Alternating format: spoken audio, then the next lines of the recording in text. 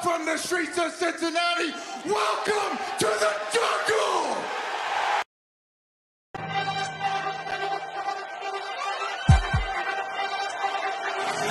Let's go. Stripes, stripes, stripes, stripes, stripes, stripes, stripes, stripes, stripes, yeah, stripes, stripes, stripes, orange in the day, black in the night, stripes in our veins, sparks gonna fly, the beast is awake, orange, black and white, cause when the jungle come alive, who day we ignite in stripes. Cincinnati, we gon' rise in the jungle, we unite in drippin' orange and black and white. All day when we fight, live and die in these stripes. Wake up the beast, every day is a feast. Time to bust it off the leash. In the jungle, drippin' heat. Tigers strike the city streets. East side, stand up. West side, stand up. If you reppin' who they, time to put your hands up. Bengals stripes, we in it. New day, new age, yeah, we get it. Cincinnati jungle fitted. Who they in our house, we win it. Orange and black and white, we build it. Earn our stripes, you know we kill it. Bleed our colors, jungle dripping. Nasty, natty, yeah, we live it. Lit the crowd, get the city loud. Yeah, we feasting now. Fit the bounce, make the city howl. Now we beastin' now. Thunder through the tunnel, from the sideline to the huddle. Stripes we tatted on the jungle when we flex that who they muscle on them. Stripes, Cincinnati, we gon' rise in in the jungle, we unite in drippin' orange and black and white. All day when we fight, live and die in these stripes. Stripes. Now who gotta move like it on? Stripes. Now who wanna move dancing on? Stripes. Now who wanna move on? If you got stripes and you let the city know you rock 'em, yeah we got 'em, yeah we fought 'em. Like that black and orange upon 'em, bingo bottle, never stop it till the beast and know who they rockin' with the diamond stripes, flossin' on the ring. Cincinnati, she's our queen, we gon' show the world who king. Orange in the day, black in the night, stripes in our veins, sparks gonna fly. The beast is awake, orange, black and white, cause when the jungle come alive, who day we ignite in Cincinnati, we gon' rise in the jungle, we unite in drippin' orange and black and white. All day when we fight, live and die in these stripes. Now who gotta move like it on? Now who wanna move dancing on? Now who wanna move on? All day when we fight, live and die in these stripes. Hey guys, what's going on? Welcome to the show. This is Sports with Strawberry Ice.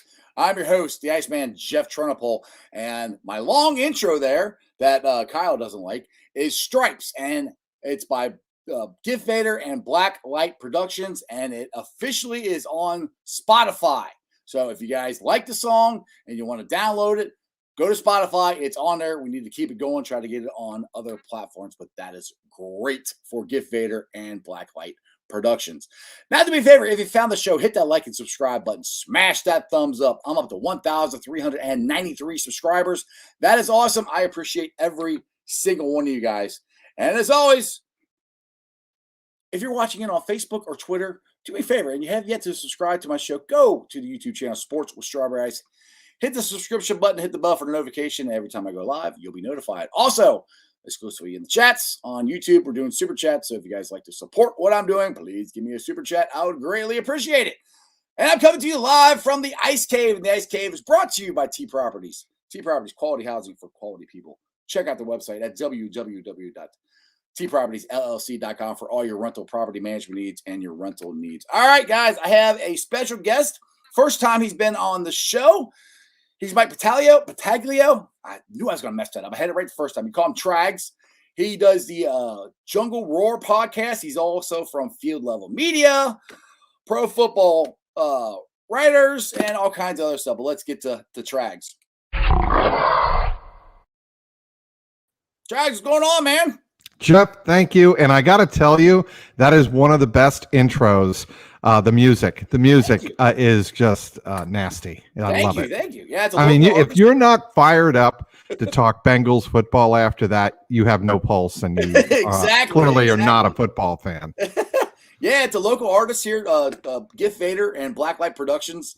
And I don't know, right? It's tremendous. I mean, it is so. It is a ultimate hype song that I can see Joe Mixon and Tyler Boyd and Jamar Chase and Jesse Bates, for that matter, getting jacked up before games. Exactly. I can absolutely see that. Yeah, they came out with it right before the season started, and they tweeted me out. I'm like, oh, that's awesome. I love that. The video and everything's really cool. I said, do you care if I use this? Because you got to ask for YouTube and all that stuff. Ask for permission.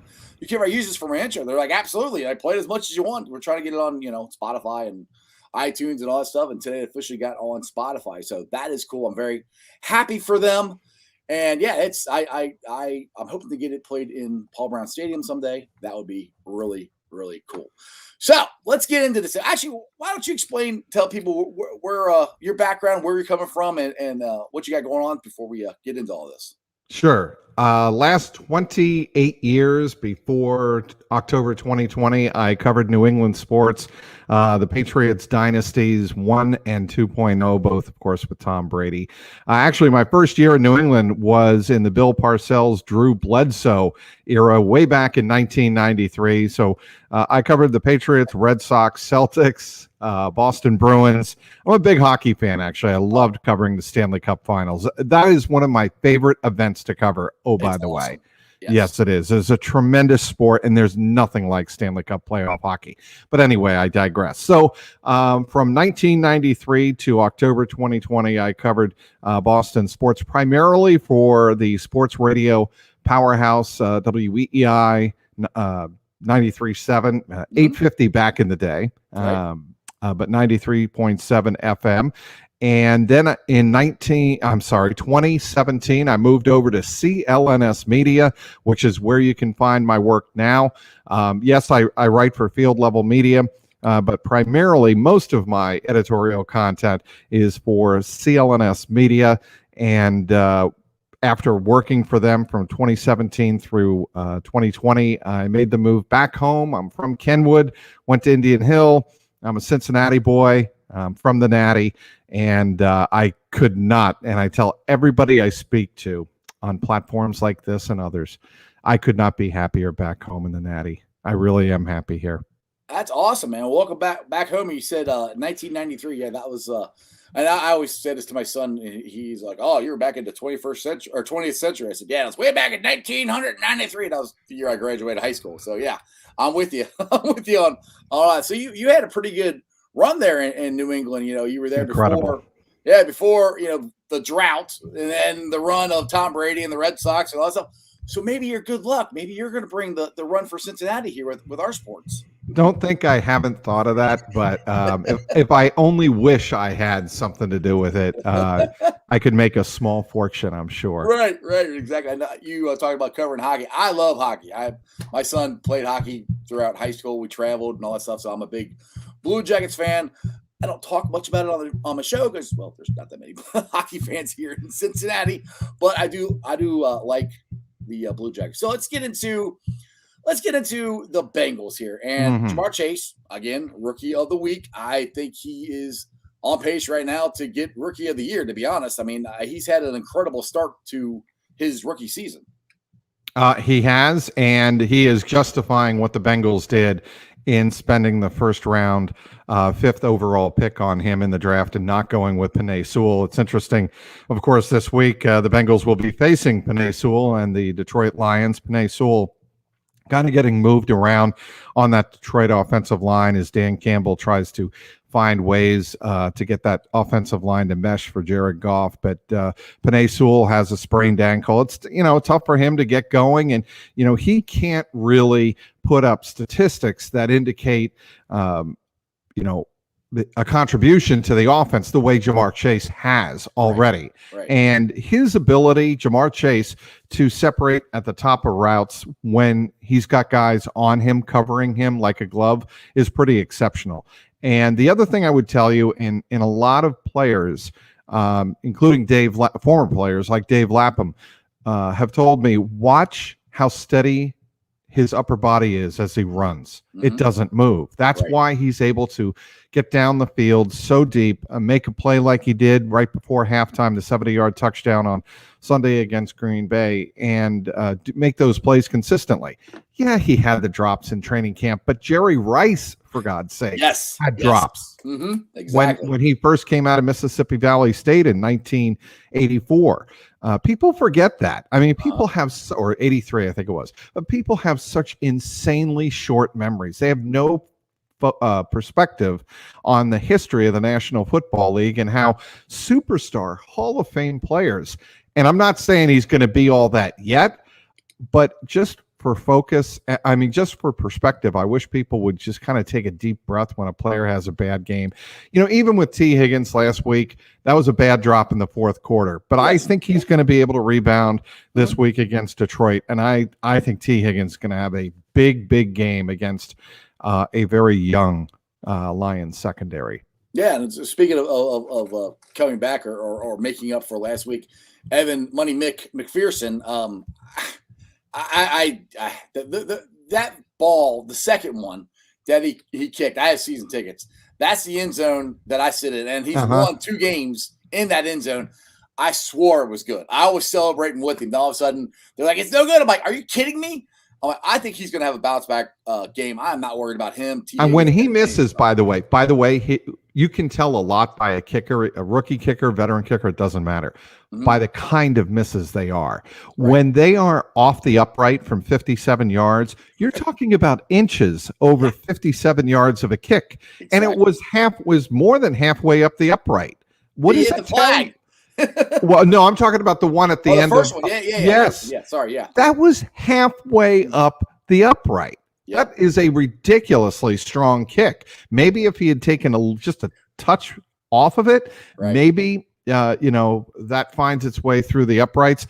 And the other one was so close. Like you said, he thought he had hit it pretty much right down the middle. Then a gust of wind takes it up. And that was from 49 yards, and it went over the upright. Yep. That should tell you what kind of leg the kid has. And, after the game, he was smiling. He wasn't nervous. He was frustrated, sure, that they didn't win the game.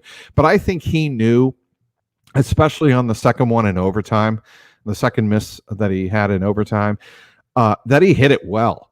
It just, the wind took it, and sometimes he hit it too high. Probably. It might be the same thing. If he hit it lower, the gust of wind might have not taken it over. Because where I was sitting, trust me, there was no wind. I wish there was. I was sweating my ass off sitting in the stands. I wish there was. It was a warm one. Yeah, maybe up, but by the flag there, then it had to be a wind because it was going completely straight, and it just went totally sideways.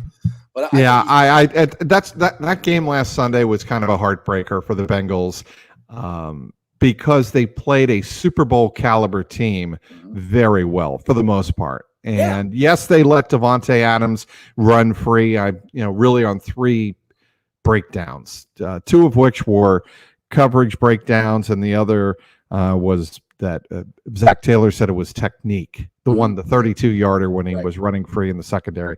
Right. But overall, I thought the Bengals, Davante Adams' big day aside, I thought they played very competitively against certainly a Super Bowl caliber team. Absolutely. And that's why I try to tell Bengals fans here. It's like, I don't want the Bengals players themselves to take a moral victory lap, but I'll take one. I mean, we went blow for blow with the Green Bay Packers, and technically we should have won the game. I mean, we were right there, a play here and there. I mean, I'll go back to, and I brought this up with a couple other guests this week, the non-holding call that should have been called on DJ Reader, that he got called for the tripping penalty. I mean, we stopped them on that third down, and they turned around, I think, and they gave him the tripping penalty. It should have at least been offsetting penalties, at least, because DJ did trip him, but he got held and yanked down to the ground. That they ended up getting a field goal on that. I mean, if they call that, offsetting and they replayed it down, who knows what's going to happen. So you can go back so many different things with that game of could have done this, could have done that. It's a football game. It's a national football game against the team that was in the NFC Championship game last year, and we were right there with them. So I think that bodes well going forward into the second half of the season because, let's be honest, second half of the season is going to be a lot harder. Oh, there's no question about that. And they know that. They have, this week in Detroit is the first of 3 straight road games, 2 of which have to be wins, if you ask me. The Lions and the Jets, of course. The Ravens in Baltimore is going to be difficult, but the Ravens in Baltimore are beatable. I mean, look, anybody who watched that Monday night game with the Colts had them beat every which way from Sunday. It was 25-9, I believe it was, and the Ravens went, or 25-6, something like that. And the Ravens tied that game late and wound up winning it, of course, in overtime. But for the most part, a really underachieving Colts team had the Ravens beat in Baltimore. And I was not watching that game, coming away with the sense that the Bengals have no shot in Baltimore. Yes, it's a division game. They're going to have to execute all of the cliches and all of that. It's all true. But I think they have a decent chance to win in Baltimore if they execute. But I will tell you, and I wrote this earlier this week when talking about the lessons learned on CLNS Media, the lessons learned for the Bengals. You better rebound this week. Yes. You better emotionally show you're emotionally capable of rebounding from a game like Sunday against Green Bay, against an inferior roster. There's no other way to put that. The Bengals have much better talent up and down, starting with the quarterback, much better talent up and down the roster. They've got to show it on Sunday. They can't go into I don't like the attitude that, well, this is a team that almost beat Baltimore. This is a team that almost beat Minnesota. Well, that doesn't matter. You have the better team. Go in and show it. Exactly, and I think they're going to do that. I think it is going to be a big bounce back win. And I want to bring up something that you and Chelsea were talking about on your podcast. Is going into. I'm not trying to skip over the Detroit Lions. We'll get to them here in a little bit. But going into the and I call them the Ratbirds and the Clowns games. Chelsea, I think it was Chelsea or you brought it up. I can't remember. But position by position, offensively, position wise, the Bengals are more skilled at wide receiver, running back, and stuff like that than the Browns and the Clowns and the Ratbirds in every position. So I think as far as that goes, they can play with them. Now I think Cleveland has a really good defense. Lamar Jackson is playing on an unbelievable level right now. Let's be honest. I mean, he is their team, but he's playing awesome. I really do think that the Bengals can play with these teams, but they have to get their offense clicking. We're all still waiting for them to start scoring 30 points a game. Well, Kelsey was saying to me that, the Bengals in the first half just have not shown any killer instinct. And I think she's right on the money about that. That, I agree with that. They just come out and look like, well, we'll take our time getting into a rhythm. I think Bengal fans, and I think everybody for that matter, players included, are tired of waiting for them to wake up in the first half and, that feeling out process. The Bengals, and I see, one of the commenters on the show says, honestly, the Bengals should have scored more on Green Bay. Yes, they should have. They should have done a better job in the first half. They had the ability to move down the field and couldn't finish drives. And my concern with the Bengals right now is their inability to move the ball on third and short. They have had, Jeff, I think they've had 31 or 32 third and 5 or less, and they've converted 14 of them. Right. That's inexcusable. That's got to change. That's got to be better, whether it's screen passes, whether it's draws, some type of trickeration. Zach Taylor and Brian Callahan, their MO is offensive ingenuity, right? Well, they have got to get together, get their minds together and figure out how can we be better on these downs. Is it a matter of just lining up and giving it to Mixon and telling Frank Pollock, look, get your guys to zone block and we're going to run backside through it? Because the best runs this year, and every Bengal fan watching right now will tell you that their backside zone read runs is the only time they've been able to really spring Joe Mixon. Well, if that's the case, you better have about 10 or 12 of them up your sleeve in some form or fashion on Sunday against Detroit, because this Detroit team is getting run on a lot. They have the 23rd ranked or 24th ranked run defense in the National Football League. They're giving up 130 yards a game on the ground. Now, do you think when it comes to Zach's play calling, do you think it has to do, because there's been times where he's been very aggressive, and then there's other times where he's kind of conservative. And I know that's been a big topic in the Twitterverse and the radio stations and everything with the Bengals this week. Do you think that has a lot to do with him trying to protect Joe Burrow too much, or I call him Jackpot Joey. That's why I got the Jackpot Joey flag and all that stuff. But or JPJ9 is what we call him. Yep. Do you think is that has something to do with? Do you think the conservativeness at times? There might be some of that. I'm glad you bring up Joe Burrow and conservativeness and how they are using him. First thing I want to see from Joe Burrow is him protecting himself. Right. And not just not running out of the pocket. That's obvious. You don't want your quarterback getting drilled, like Aaron Rodgers said after the game on Sunday to him.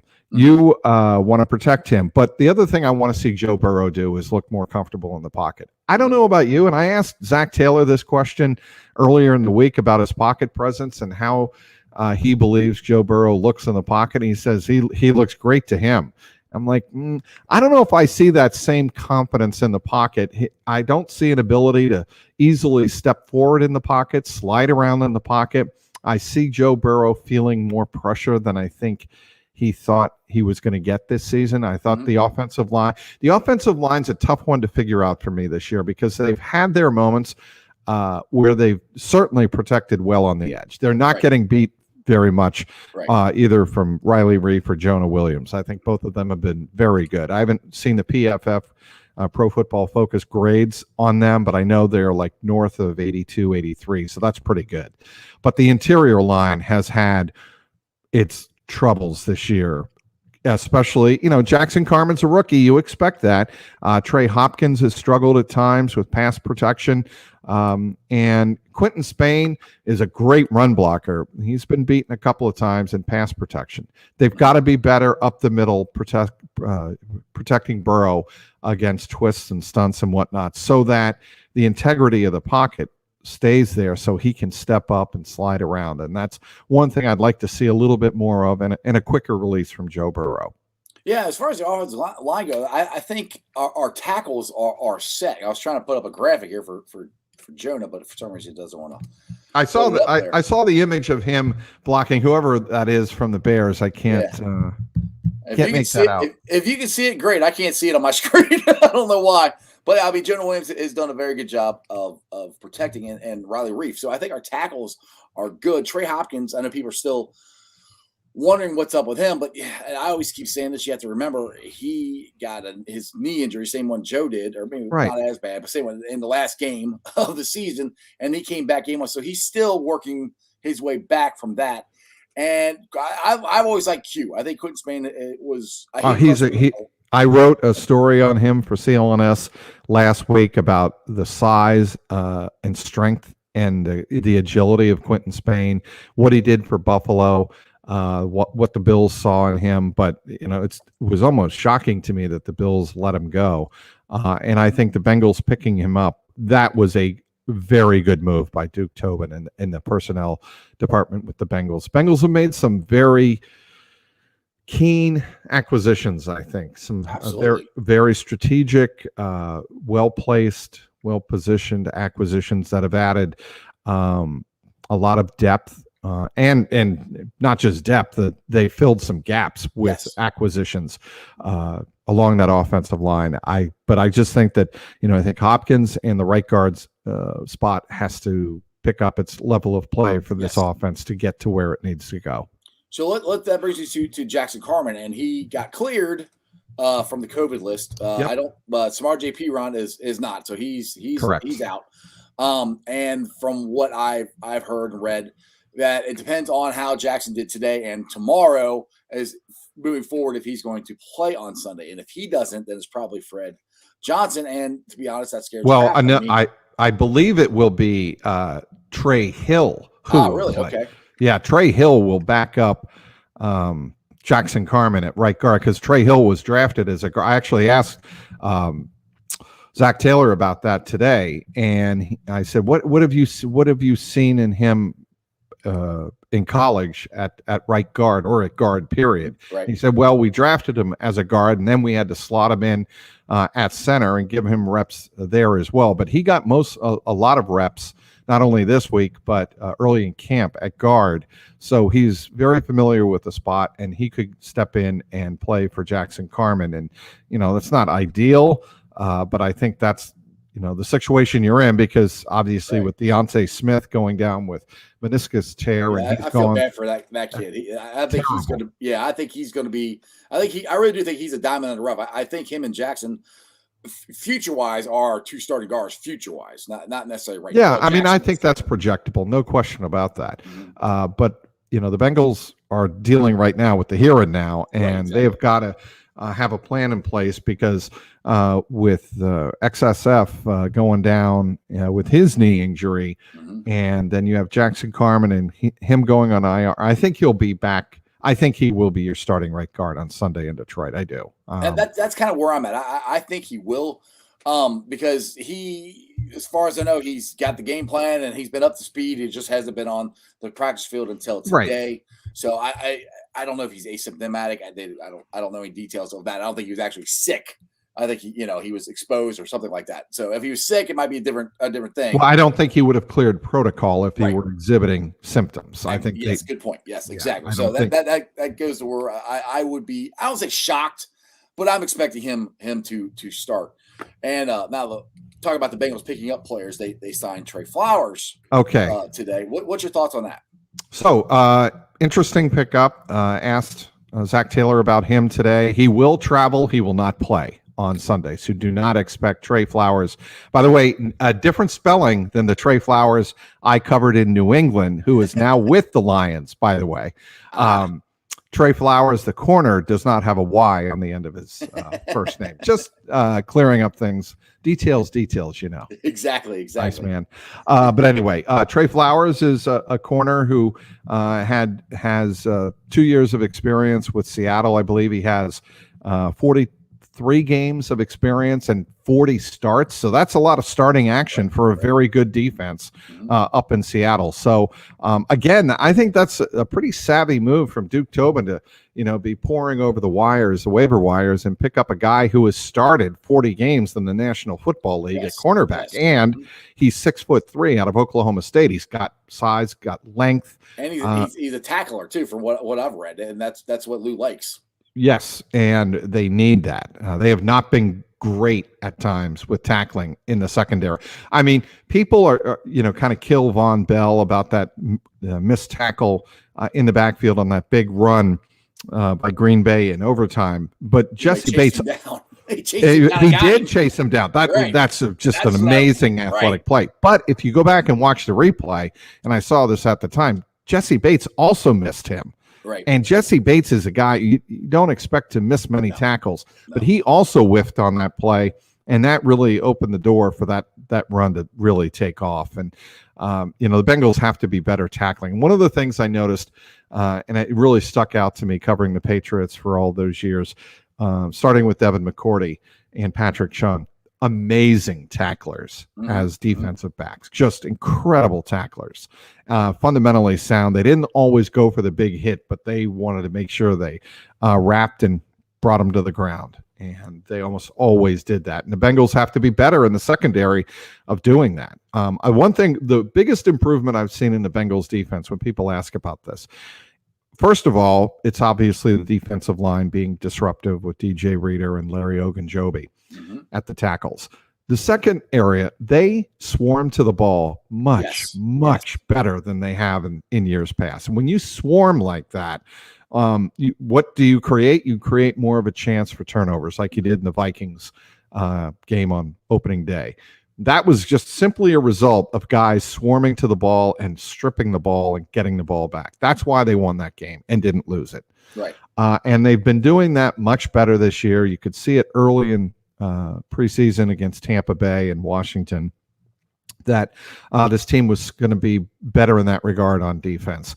But the secondary still has to improve in their ability to cover tight ends and running backs, which is a problem that so many NFL, even competitive teams, contending teams have that problem of covering tight ends and running backs in the flat and over crossers over the middle and whatnot.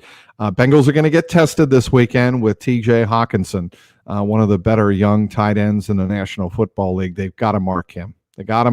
Make sure that he is not running free like Devontae Adams did last week for the Packers. Right, exactly. But that brings me to the wide receivers for the Bengals. Because from what I understand, Detroit, I think all their 3 cornerbacks are all undrafted free agents that they That's signed correct. this year. Very that good, bodes, Iceman. Yeah, that bodes well for T. Well, Higgins, Jamar Chase, Tyler Boyd to hopefully maybe we can score 30 points like we all want us to do. You've got Jerry Jacobs, a college free agent, undrafted free agent this year. A.J. Parker, a college free agent this year. You've got Amani Uruware. He is Easy for you to say. yes, third year player. And then they've got Daryl Worley, again a straight free agent this year. They've got a lot of young or inexperienced faces in that secondary. This has to be a game where you account for Trey Flowers at the line of scrimmage. You don't let him kill Joe Burrow. Right. You account for Michael Brockers, who Zach Taylor knows very well from his days with the Rams. Right. You gotta handle those 2 guys and make sure that the middle of your offensive line takes care of the defensive tackles like they should every game.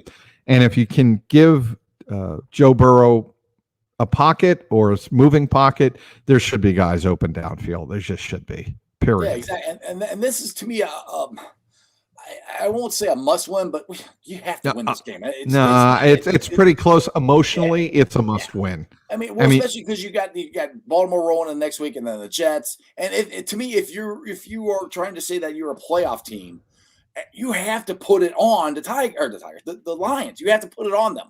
And this is where I think Jack Taylor needs to take the reins off Joe Burrow and just let him go. And this is the game to do it, and hopefully get some kind of rhythm. Because it seems like they don't get any rhythm in the offense till the second half, which I like that Zach, I think, is very good at making second half adjustments.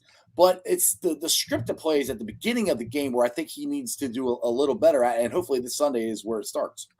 Yeah, and you're not going to win the opening coin toss every single day like they have. They're 5-0 with the coin flip, and that has not been insignificant. The Bengals have, for the most part, taken advantage of that.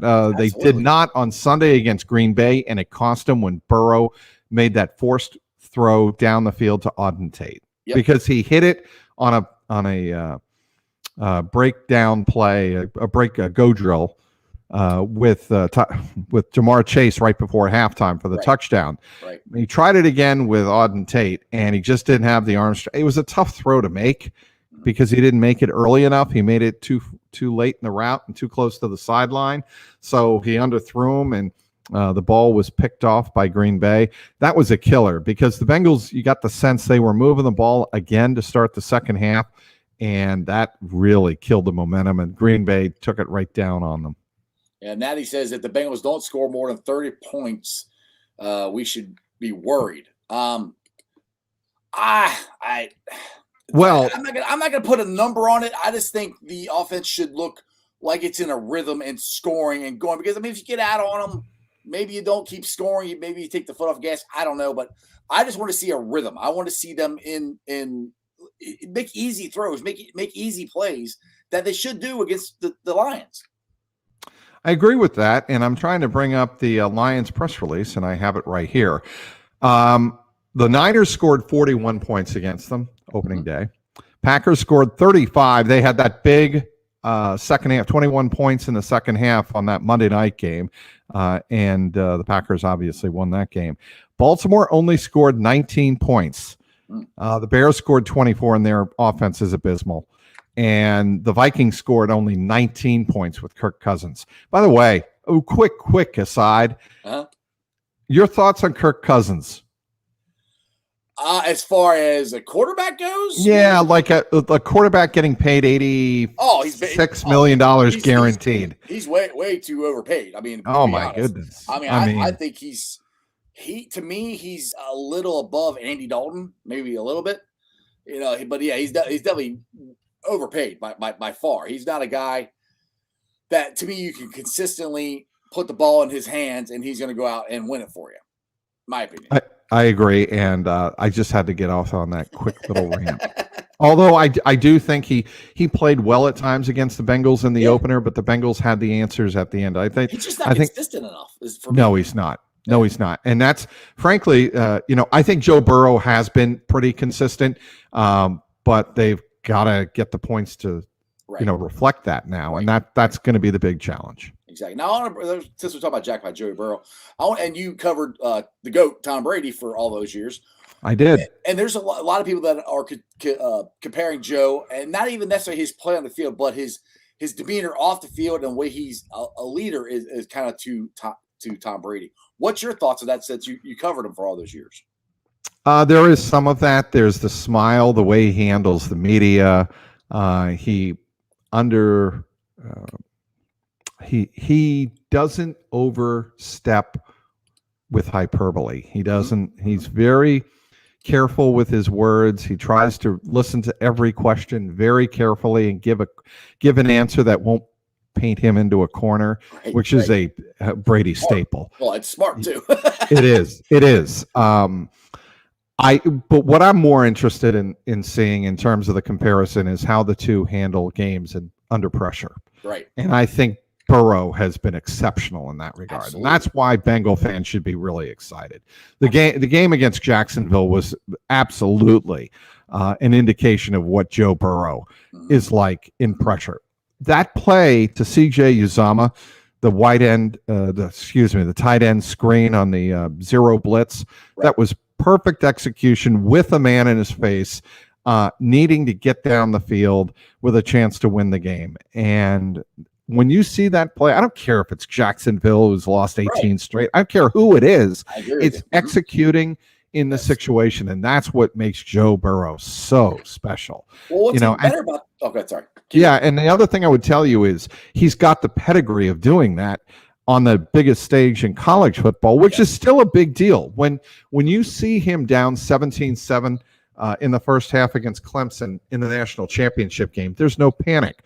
When you see Alabama come back and make a game of it, when the LSU had that big lead at halftime against Alabama, Joe Burrow did not panic on the road at Tuscaloosa. He carried his team to victory. He made the plays he needed to make in both of those situations. And I think that's what excites the Bengals more than anything else, more than, his supposed, lack of a rifle like John Elway or even Carson Palmer, who I think Carson Palmer, even to this day, Iceman, has the strongest arm of any Bengal quarterback I've ever seen. Oh yeah, he had a rifle on his arm there. But Joe Burrow, and I always compare it to this way: you don't have to have the strongest arm. No, you do not. To be accurate, and Joe Burrow is one of the most accurate quarterbacks I've ever seen in my life. Some of the plays he makes and the windows he fits it in is ridiculous. Well, and that is the comparison to Tom Brady. Early on, what was said about Tom Brady? He didn't have the arm strength. He couldn't throw the deep ball or throw it accurately. And those are two of the same arguments made against Joe Burrow.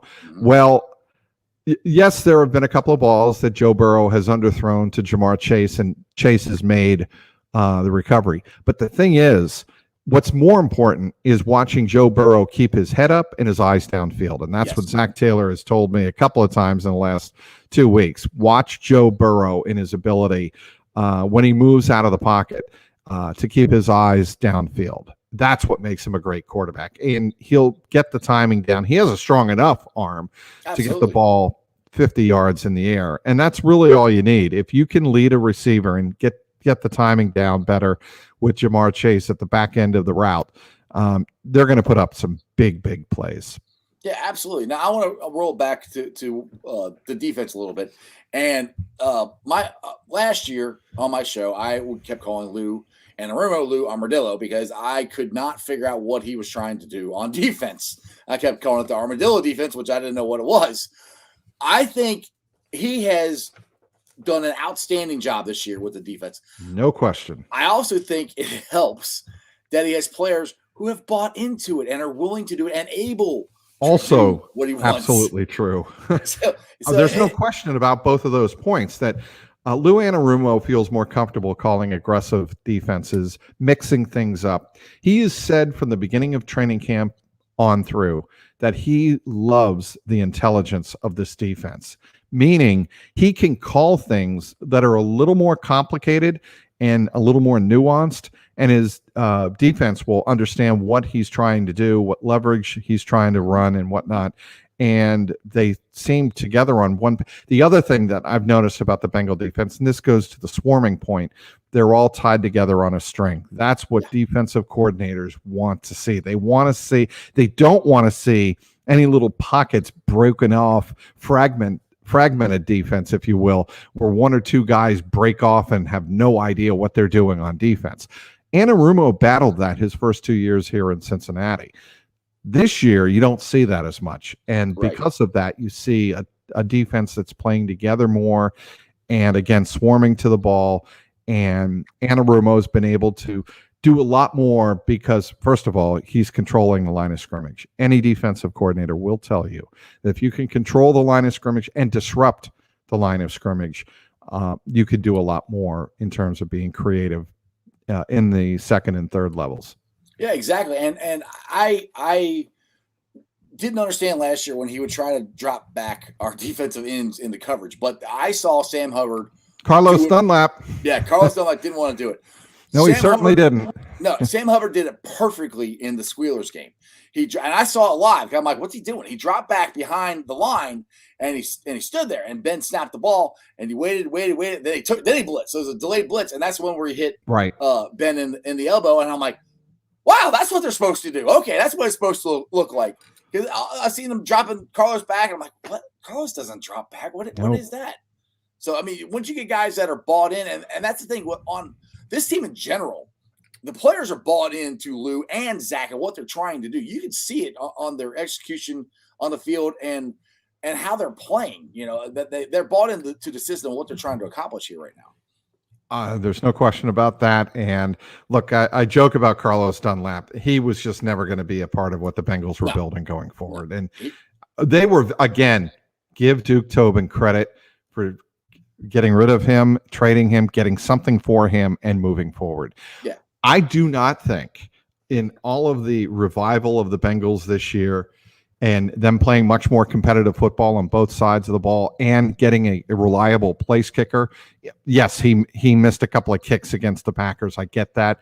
But I think everybody would agree. Anybody who's watched Evan McPherson with 2 game-winning kicks at the gun, he's been nails. He's Money Mick. Duke Tobin doesn't get enough credit for how he has restructured the roster. And this roster, I mean, you ask other NFL executives, they are impressed with what the Bengals have here. And you just give them a little bit more success, give the coaching staff a little bit more time to gel. They're going to be a dangerous team. And if they get to the playoffs, anything, and I mean this sounds cliche, but anything can happen. Yes. With a talented roster. But all of that being said, Iceman, Zach and Brian Callahan need to have a game.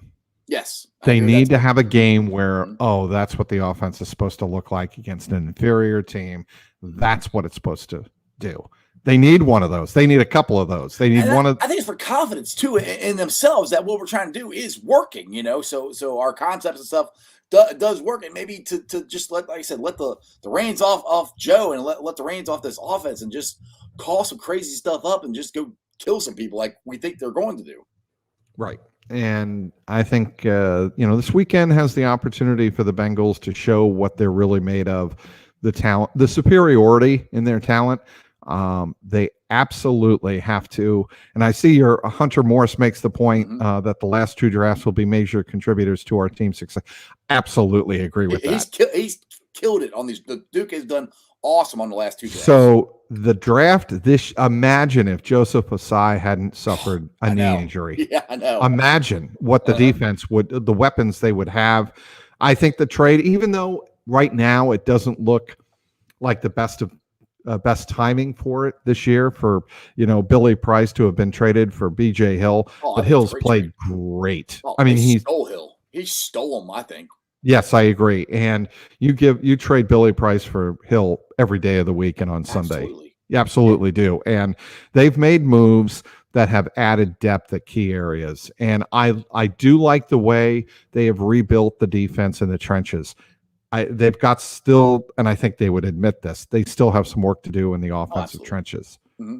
Well, the thing is, what's cool is I don't know if they're still up there, but I know I think four of our front four was, or let's see, BJ Hill was, Larry Ogunjobi, three of them, and DJ Reader, and maybe Sam Hubbard were in the top 20, I think, in a percentage of pressures on a quarterback. I think I'm getting that right. I'm trying to get off the top of my head, but I'm pretty sure. And that's huge compared to last year. We couldn't get pressure on the quarterback to save our life last year. Trey Hendrickson, a big part of that. You don't have to put up sacks every single week. I mean, you'd like to. Certainly, it's a results-driven league, but he's getting pressures, and that is as important to Lou Anarumo as the sacks are. Because if you're forcing the quarterback to do something before he wants to do it, that's the whole idea of pass defense, right? I mean, defending the quarterback, make him do something when he's not ready to do it. The other thing I would tell you, and maybe I want to correct something, it's not necessarily that the Bengals right now need to draft more offensive linemen. They need guys like Jackson Carman, Deontay Smith, and certainly Trey Hill, to come into their own. Absolutely. But I think they need another Quentin Spain type of guy on the interior line, a veteran who can come in and give them some depth with some winning experience, who knows what he's doing. That's why Quentin Spain is one of the silent leaders of this offense. He is I asked Frank Pollock about him, and he said he's the nastiest guy in that room, and that's a good thing. We want a guy to be nasty, high expectations, and lead. And that's what you get with Quentin Spain. I think they need one or two more guys like that, just to provide some depth if things are going rough for Jackson Carman. There's a fine line here, Iceman, between letting Jackson Carman develop on his own and suffer some, bad breaks or suffer some failures in games and not getting your quarterback killed. And you don't want to happen what happened to Michael Jordan.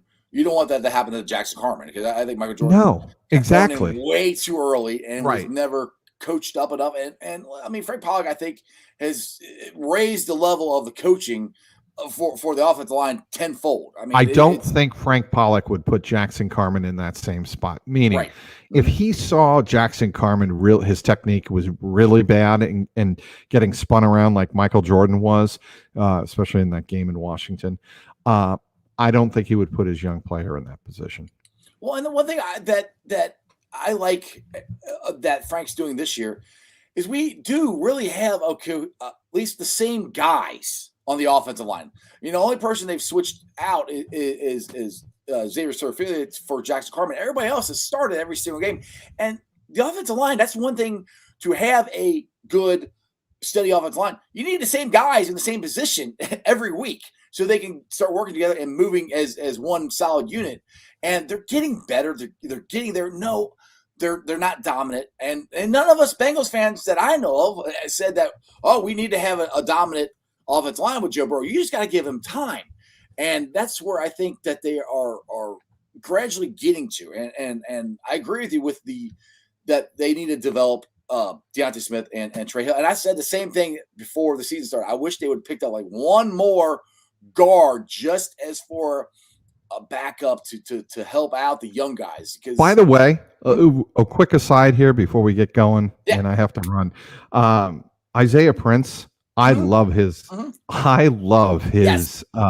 agility and his mobility, his ability to play third tackle and get on the outside. That also gives, I think, Brian Callahan and Zach Taylor some options in jumbo packages. I have no problem with the Bengals playing jumbo if they get creative, or maybe use Isaiah Prince as a tackle eligible. That's like. Well, I mean, how many times did we watch a Hall of Famer in Anthony Munoz catch a ball in the end zone? Absolutely. Why not do that with Isaiah Prince if he's got hands? I mean, I haven't seen him catch a ball yet, so maybe I'm getting. I said that exact same thing to him walking out the practice this week. I said, one of these days they're gonna throw it to you. Anyway, Mike Trags, I appreciate you coming on. I know you got to get out of here. Tell everybody about your podcast and your articles and all that stuff for you. Sure. Jungle Roar Podcast. You can follow it on Twitter. Either you follow me on Twitter at Trags, easy enough, TRAGS, or the Jungle Roar Pod, all one word. You can also follow my work as I work on my what to look for Sunday's game, Bengals Lions, on CLNS Media, W2L4. That's what I call it. And then I'll have a column after the game from Detroit. I'll be in Detroit. And I'll have a column again on Monday, postscript, win or lose. Awesome. Well, Trags, has been a great time having you on the show. We'll have to do it again sometime. I appreciate you giving me some time. And hopefully we'll have a win on Sunday. Hooday. Hooday, and my pleasure, Jeff. Take care, bud. See ya. Thank you. All right, guys. If you have not followed Trags, you need to go follow him on Twitter. Check out the Jungle Roar podcast. It's really good. He had Chelsea on there from the Cincinnati Enquirer earlier on this week. It's a really good podcast. He's a really good follow on Twitter, so check him out. And like I said, as always, I appreciate him coming on. And it's Friday. We got the Bearcats playing Central Florida tomorrow. I can't wait. I got my boy who was on the show yesterday, Kieran's coming over, and we are going to watch the Bearcats hopefully whoop up on the Central Knights. That would be awesome. And then turn around and watch the Bengals whoop up on the Detroit Lions. Okay, now, sometimes I give score predictions. Sometimes I don't. I wrote one down here. And I am looking for, I said this all season, or since the season started, that I think the Bengals could come close to averaging 27 to 30 points a game. Take it for what it's worth. I think the score is going to be 30-17 Bengals. I think, well, put it this way. I hope they get off to a fast start. Don't go 3 and out in the first drive. Go down, set the tone, score a touchdown, get out in front of these guys. I know they're getting the Lions are getting all kinds of pub for playing hard and playing for the coach, which is great. That's awesome. I'm glad they do. The Bengals play hard, and they play for the coach too, and they're more talented. The Bengals need to go out there and prove that they are the more talented team and get out there, get in front of them, and just not even make it a game. Just end it quickly, because next week is the Ratbirds. And like I said, Lamar Jackson does scare me. And I will tell you how I said to beat the Ratbirds. You keep Lamar in the pocket and you make him throw the ball. He's killing it right now. He is way more accurate than he's ever been in his career. So Lamar Jackson really does scare me. So let's get the win in Detroit. Let's go to 4-2. And let's have hopefully a lot of fun. All right, Tim, you got a prediction here. Yours is 31-21 Bengals. Let's see here. Get a couple more comments here and I'll get out of here. Hunter, believe that they aren't going to keep starting out slow. They're just too talented for that. That's Hunter. I'm with you, man. That's what I'm waiting for. I'm waiting for it to click. Natty says, score early and often. Don't let the Lions hang around. Exactly. What time is UC playing tomorrow? They are playing at noon, and it's on ABC there, Crown. By the way, Crown, I want to give you a shout out for you guys who are moderators on my channel. Shout out for helping me out with that troll that was on my show yesterday. We got to keep those guys off of my channel. I hate when they do that. So anyway, let's see here. Natty 42-17 Lions. And Rabbit, yeah, that guy's awesome. Yeah, go check out Trags. Like I said, he's on Twitter. So I'm not laughing at you, Rabbit. I'll laugh at Crip's crazy. Bengals 500, Detroit 3. Hey, that sounds good to me, Crip. Let's go for it. All right, let me get to the Facebook groups that let me live stream, and I appreciate every single one of them. They are Houday Nation, Houday Legion, Bearcat Ruckus, Bearcat Country, the Ohio State Bucknuts, Cincinnati Reds, rounding third, heading for home, the Ice Bar, and then you can follow me on all my social media platforms, all under Sports with Strawberry Ice. I'm on Facebook, Instagram, Twitter, and TikTok. Twitter handle is at Jeff A. Trenopole. TikTok is at Iceman90. Just look up Sports with Strawberry Ice. You can find me.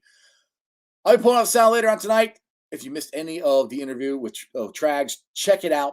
And you don't want to watch it for an hour, listen to it. If you're in the car, working out, if you got to work tomorrow like I do, listen to it on a podcast. It's on BeanPod, Apple iTunes, Spotify, Stitcher, Google Play, pretty much wherever you get your podcast. It's there. Please make sure you rate, like, and review. Give me a 5-star review. leave a comment so more Cincinnati fans can find my podcast. I would greatly appreciate it. Like I said at the beginning of the show, Stripes from Gift Vader and Blacklight Productions is officially on Spotify. That's the song I play at the beginning of my show and at the end of my show. Go check it out. Go download it. Keep tweeting it out. I tweeted it out. Gift Vader tweeted it out some more. Trying to get it on Apple iTunes. Hopefully they'll play it in PBS. That would be awesome. That would be just cool. I think it's a great accomplishment. I'm so happy for those guys that they have accomplished it in getting on Spotify. So that's cool. You got to support your local artist. It's great. And it's a badass song and a video. I love it. YouTubers, we're at 1,393 subscribers. That is awesome. As always, I appreciate every single one of you guys. Help me out. I am trying like crazy. I would love to get to 2,000 subscribers before the end of the football season, which I'm counting the end of the football season, Super Bowl. So tell your friends, tell your neighbors to please support me and subscribe to my channel. Let's try to get to 2,000 as fast as I can. I would appreciate it. You guys are awesome. Love you guys. You guys have a great weekend. And as my boy, Jeremy Dimebag, these nuts, likes to say, remember one thing and one thing only. And that is, you don't live in Cleveland. You live in Cincinnati. So act like it. Hooday. Let's have a great weekend. Hopefully have a fun football weekend. UC wins. The Bengals win. Have a blast. I'll see you guys Monday. Me and Cap will recap it. I think Gift Vader's going to be on too to talk about the Stripes video. And other than that, that's just sports, baby. See ya!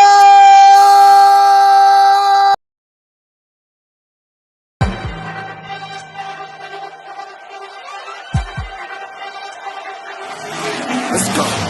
Stripes, stripes, stripes, stripes, stripes, stripes, stripes, stripes, yeah, stripes, stripes, orange in the day, black in the night. Stripes in our veins, sparks gonna fly. The beast is awake, orange, black and white.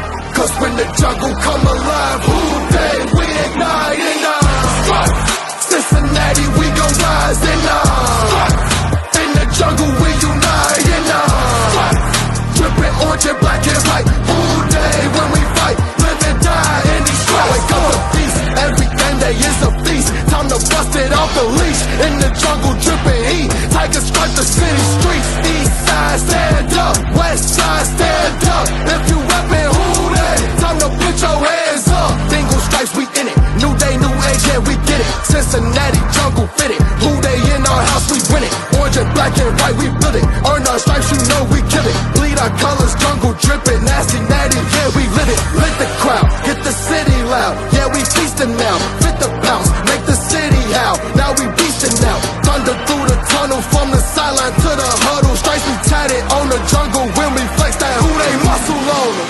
Stripes, Cincinnati, we gon' rise and in the jungle we unite and dripping orange and black and white. All day when we fight, live and die in these stripes. Now who gotta move like it on?